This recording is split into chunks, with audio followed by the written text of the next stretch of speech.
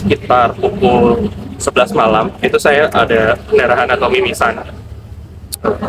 Sampai jam setengah 1 subuh itu masih berlangsung pemeriksaannya. Terus diminta, oh yaudah ini kan masih mimisan, coba ke dokpol gitu, dokter polisi, coba dicek.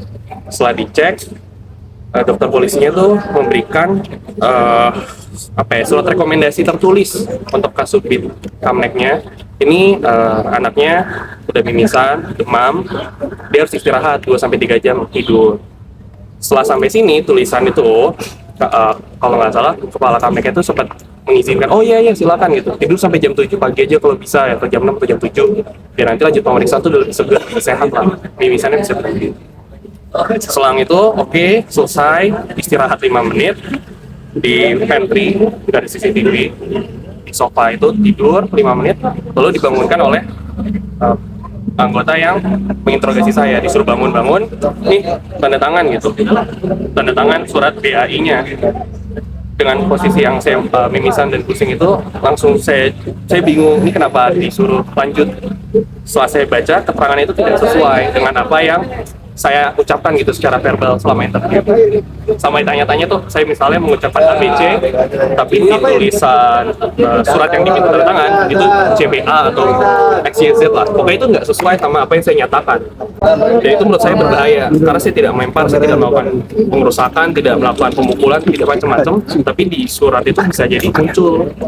Nah, karena saya merasa bahaya pada saat itu, saya minta kuasa hukum saya minta ditemani kuasa hukum, pendamping hukum, tapi dari orang yang minta saya tanda tangan itu tidak mau memberikan, tidak mengizinkan, lebih kayak udah nggak usah, kamu tanda tangan aja, kalau mau cepet keluar nih tanda tangan aja, udah nggak usah pendamping hukum lama.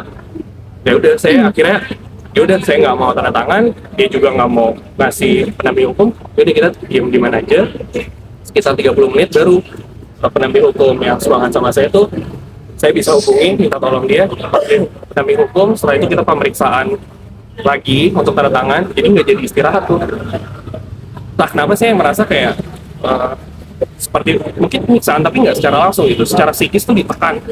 Terus juga dalam kondisi mimisan, dalam kondisi pendarahan, itu lanjut dari sekitar jam 2 sampai jam 4 subuh itu lanjut mimisan, semakin pusing, semakin batuk-batuk. Akhirnya rujuk ke dokter lagi dan minta jangan di dokpol lagi, karena di dokpol tuh nggak bisa penanganan yang lebih serius lah terkait apa yang ada di dalam, terkait pemukulan secara fisik tuh mereka nggak bisa kan. Setelah itu minta rujuk ke rumah sakit, baru sekitar jam 6 kurang, setengah 6 pagi itu berhasil ke Siloam.